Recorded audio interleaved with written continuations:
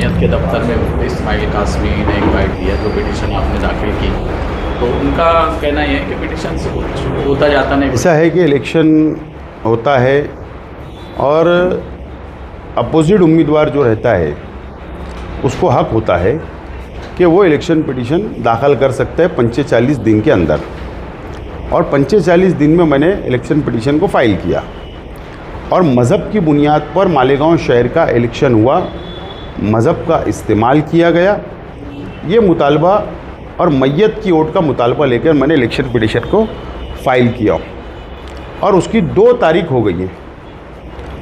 Court ने जो अभी सेकंड जो तारीख थी वो तारीख को एकदम साफ तौर पर कहा है कि 6 हफ्ते के अंदर जिन लोगों को मैंने पार्टी बनाया है वो तमाम ही लोग कैंडिडेट जिसकी मर्ज़ी है, किसी को ऐसा कंपलसरी नहीं है, जिसको भी अगर रिप्लाई फ़ाइल करना है वो रिप्लाई 6 हफ्ते के अंदर अंदर फ़ाइल कर दे। मैं खुद कोर्ट रूम के अंदर मौजूद था और जो कल बयान दे रहे थे वो हज़रत कोर्ट रूम के अंदर बैठे नहीं थे। बहरहाल मुझे कानून समझता है, कोर्ट का कामकाज समझता है, और एक मर्तबा जब इलेक्शन पिटीशन फाइल हो गई है वो न्याय प्रविष्ट है। अब ये कोर्ट के सुपुर्द हमने कर दिया है, कोर्ट का मामला है, इसके लिए मुझे उसके ऊपर क्या होगा और नहीं होगा ये बोलना मैं समझता मुनासिब आज नहीं है, या किसी का जवाब देना मुनासिब नहीं है। आगे जैसे जैसे हेयरिंग बढ़ेगी वैसे वैसे बातें खुद ही सामने आएगी और कोर्ट अपना फैसला सुनाएगा, वो मुझे मंजूर होगा। लेकिन उन्होंने जो बात कही कि भाई कुछ नहीं होता, इसका मतलब उनका कोर्ट पे भरोसा नहीं। असल में नासमझ लोग इसी को बोलते हैं, नासमझ है। कोर्ट की कार्रवाई कभी देखे नहीं होगे, या विधि मंडल किसको बोलते, कायदा कहाँ बनता, कायदे का पालन कौन करता, उसकी प्रोसेस क्या है, वो असल में उनको नॉलेज नहीं है। और मैंने इससे पहले भी कहा गैर जिम्मेदाराना शख्स है और गैर जिम्मेदाराना कल भी उन्होंने बात की। वो ऐसे ही साहब आए थे परसों के दिन, उनका पहला ही सेंटेंस ये था कि बीजेपी पार्लियामेंट की सीट हार गई और असम्बली की सीट हार गई, तो क्या उसका निशाना आपकी तरफ था और उन्होंने ये क्यों कहा? अब इसी साहब और उनकी पार्टी की वजह से आज हिंदुस्तान का मुसलमान परेशान है। अगर फ़िरका परस्ती इस देश के अंदर बड़ी है, अगर उसके ज़िम्मेदार जहाँ बीजेपी है वहीं पर ये भी ज़िम्मेदार है। आज पूरे मुल्क के मुसलमान परेशान हैं। वही साहब, मैं शेख आसिफ, तुम्हारे कान के पास से गोली चली गई, सिर्फ 162 का ही फ़र्क था, सिर्फ 162 का फ़र्क था। आप आए, आपके भाई आए, आपके एमएलए आए, आपकी पूरी यंत्रणा यहाँ पर इस्तेमाल की, उसके बावजूद भी अल्लाह का करम है कि मेरी शहर की आवाम ने मुझको सिर्फ 162 वोट से मैं हारा हूँ और 1,09,000 वोट से ज़्यादा मुझको वोट दिया। असल में क्या है कि ये आना, बयान दे देना, चले जाना, ये शहर को आज जिस तरीके से माइनॉरिटी डिफेंस कमेटी संभाल रही है, पहले दिन से, चाहे हम है, चाहे समाजवादी हो, या हम सब लोग मिलकर, या हमारे पैनल जो वकील लोगों का बना, हम लोग जो संभाल रहे हैं, ये महाराष्ट्र के अंदर चर्चा है कि हम कैसे संभाल रहे हैं। पहले तो उन्होंने आना चाहिए था, उनका एमएलए, उनके पार्टी के लोगों को लेकर मीटिंग लेना था कि आपने आवाम के लिए क्या किया, आप आवाम की क्या खिदमत कर रहे हैं, क्या कानूनी मदद कर रहे हैं, ये सब छोड़ दिए।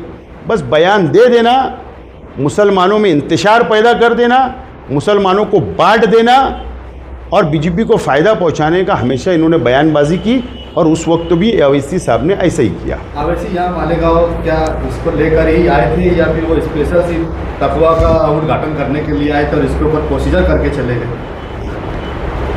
बात ऐसी है कि एक आदमी अगर जब आता है तो कोई प्रोग्राम के तहत आता है, और मैंने देखा था कि गांव में होर्डिंग, अखबारात के अंदर इश्तिहारात, कोई गोल्ड सोने की दुकान का इफ्तिताह की तकरीब में वो आए थे।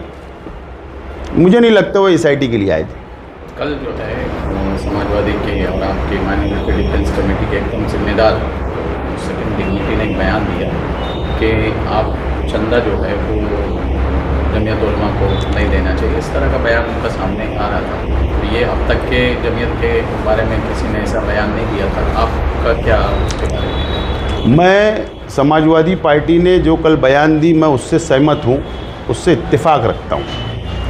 मैं मालेगांव शहर की आवाम से, खुसूसी तौर पर मालेगांव शहर के मुसलमानों से अपील करता हूँ कि इंशाअल्लाह कल पहला रोज़ा होगा।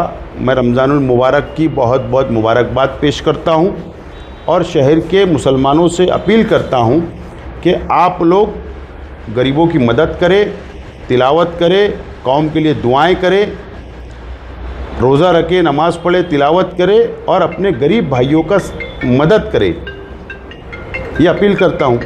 लेकिन साथ ही साथ मैं ये भी अपील करता हूँ, मालेगांव शहर के अंदर जो दीनी तंजीमें जो चंदा मांगती है, मस्जिद मस्जिद, घर घर जो चंदा जमा होता है, आवाम अब ये नियत से देती है कि सवाब मुझको मिलेगा। नियत उसकी होती है कि फलाई काम में लगेगा, मिल्लत के काम में लगेगा। ऐसी तंजीम जो मांगने के टाइम कुछ और बोलती है और उसका पैसे का यूज़ सियासत में करती है, ऐसे लोगों को चंदा नहीं देना चाहिए। मैं कम से कम इतना तो कहूँगा कि मुझे मानने वाले या मेरी काम से मुतासिर आवाम जो होगी, कम से कम मैं उनसे अपील करता हूँ कि वो चंदा ना दें। सर एक सवाल है कि 2 हादसे शहर में हुए, लेकिन मुफ्ती साहब एक जगह गए, उनकी हालत की हॉस्पिटल पहुँचे, लेकिन 3 जगहों पर जहाँ पर मौत हुई, तीनों जगहों पर मतलब वो अभी तक नहीं गए। आप गए, बल्कि आउटर के एमएलए आकर वहाँ तसल्ली देकर चले गए, लेकिन शहरी नुमाइंदे मतलब वहाँ अभी तक नहीं पहुँचे। क्या वजह है इसकी? क्या बोलना चाहिए? मैं तो अभी कहा, क्या बोलना चाहिए मुझे बताइए। ये इंसानियत है? ये इस्लाम ने हमको सिखाया है? ये शरीयत है कि एक ईमान वाला, एक नहीं 4 ईमान वाले, 3 हमारी बहनें, एक का इंतकाल हो गया एक्सीडेंट में, हादसा। तुम एक आलिम भी हो, तुम एक एमएलए भी हो, तुम्हारी जिम्मेदारी एमएलए की हैसियत से है, उसके बावजूद भी तुम किसी के घर पर हिम्मत के लिए उनको हिम्मत देने नहीं गए, तसल्ली देने नहीं गए। सिर्फ यूट्यूब के ऊपर बयान दे देने से कुछ होता नहीं। ये शहर देख रहा है और शहर अपनी गलती का एहसास कर रहा है। कल जन्म दाखिले के मामले को लेकर जमीयत उलमा पर वकीलों के साथ एक मीटिंग हुई जमीयत उलमा की। उन्होंने कहा जो आप लोगों ने पीआई दाखिल किया है वो पूरे महाराष्ट्र के लिए, वो पूरे महाराष्ट्र का मसला है। हम मालेगांव के लिए जो मसला एसआईटी का है उसके खिलाफ पीआई दाखिल ऐसी तैयारी। असल में मैं वकला जो भी वहाँ जमा हुए या जो भी वकील लोग जमा हुए, मैं उनके ताल्लुक़ से मुझे कुछ नहीं बोलना है। उन्होंने भी डिग्री ली है, उनके ऊपर अगर मैं कुछ कमेंट पास करूँगा तो मेरे लिए भी ठीक नहीं होगा। बहरहाल अच्छी बात है। फिर मैं यही बोलूँगा कि कानून उनको नहीं समझ रहा है। हम लोग बेवकूफ़ लोग नहीं हैं। माइनॉरिटी डिफेंस कमेटी बेवकूफ़ नहीं है, या हमारे साथ जो वकील लोगों का पैनल है वो बेवकूफ़ लोग नहीं है। बात समझ लो, हम भी कर सकते थे ना। अगर हम स्टे ऑर्डर उठाने के लिए पीआईएल महाराष्ट्र के लिए दाखिल किए तो हमारा इख्तियार कितने, हमको समझ रहा था कि हम ये आज ये कर सकते हैं। और एसआईटी के खिलाफ में हम आज पीआईएल या कोई रिट पिटीशन दाखिल नहीं कर सकते। उसकी वजह यह है कि एसआईटी जो महाराष्ट्र हुकूमत ने बनाई है उसकी मुद्दत 6 महीना है, 6 महीना है। अब जब तक 6 महीने के अंदर पूरी इंक्वायरी या पूरी रिपोर्ट अहवाल सरकार को पेश नहीं हो जाता, जब तक उसको चैलेंज करना कोर्ट के अंदर अगर हम चैलेंज करेंगे तो सरकार साफ तौर पर आकर बोलेंगे कि 6 महीने की हमने मुद्दत दिया है, हमारी इंक्वायरी जारी है, कोई फैसला नहीं आएगा। लेकिन जो मुस्तकीम भाई ने कल बोला ना कि असल में मकसद दूसरा है, मकसद है चंदा जमा करना, और कुछ लोगों के लिए चंदा जमा हो जाए इस नाम पर, इसके लिए हो सकता। आपने जो पीआईएल दाखिल की है हाई कोर्ट में, उसकी तफसीलात कुछ बता सकते हैं? नहीं, पीआईएल जो हमने दाखिल की है उसके अंदर मेरे तरफ से और मुस्तकीम डिग्निटी साहब, हम दो लोगों ने मिलकर पीआईएल दाखिल की है एडवोकेट महेंद्र की जानिब से मुंबई हाई कोर्ट में।